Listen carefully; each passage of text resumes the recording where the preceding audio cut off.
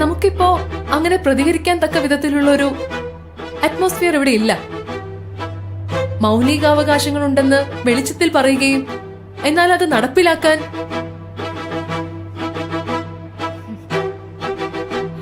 കാര്യത്തോടെടുക്കുമ്പോ അതും വെറും ഒരു പൊള്ളയായ വാഗ്ദാനം മാത്രമാണെന്ന തിരിച്ചറിവ് വരും.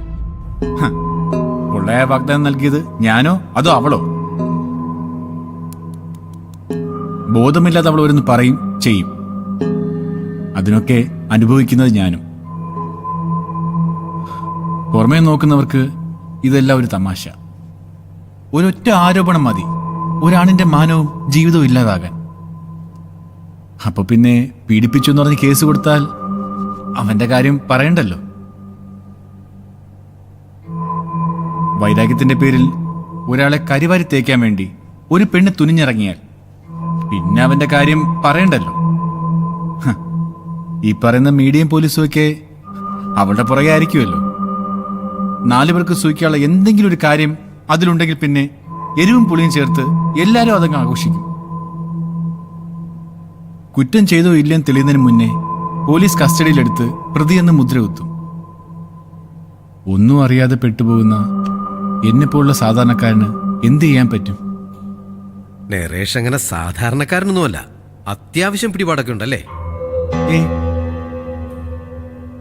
ഞാൻ മറ്റൊരു കാര്യം ചോദിച്ചോട്ടെ. എറണാകുളത്ത് ഒരു ഓഡീഷൻ നടന്നുവെന്ന് നരേഷും ദേവികയും പറയുന്നുണ്ട്. ഒരു ഓഡീഷൻ നടക്കണമെന്നുണ്ടെങ്കിൽ ഫിലിം ചേംബറിന്റെ പെർമിഷൻ വേണം.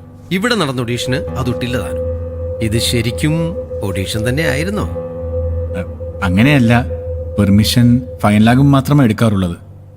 അത് പിന്നെ പ്രൊഡ്യൂസർ. എന്നിട്ട് അന്ന് ആ വീട്ടിൽ നടന്ന ഓഡീഷനിൽ എത്ര പേർക്ക് സെലക്ഷൻ കിട്ടി? പെട്ടെന്ന് ഇൻഡസ്ട്രിയിലേക്ക് കയറി വരുന്ന ഒരു പ്രൊഡ്യൂസർക്ക് ഡയറക്ടർ പോലും ഇല്ലാതെ ഓഡീഷൻ നടത്താൻ സാധിക്കുമോ മിസ്റ്റർ നരേഷ്?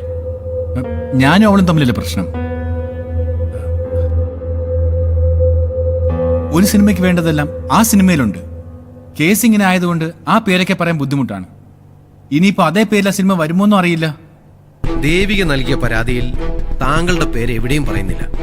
മറിച്ച് ഓഡീഷൻ നടത്തിയ വീട്ടുടമസ്ഥനെതിരെയും സിനിമ പ്രൊഡ്യൂസർക്കെതിരെയുമാണ്. അത് രണ്ടും ഒരാൾ തന്നെ. ആ രീതിയിൽ ഒരു അന്വേഷണം പോകാതിരിക്കാൻ വേണ്ടിയിട്ട് കൂടിയാണോ നരേഷ് പ്രതിയാകപ്പെട്ടത്? അങ്ങനെ ആവാലോ. ചുറ്റുമുള്ളവർക്കൊക്കെ 2 മുഖങ്ങളുണ്ട്.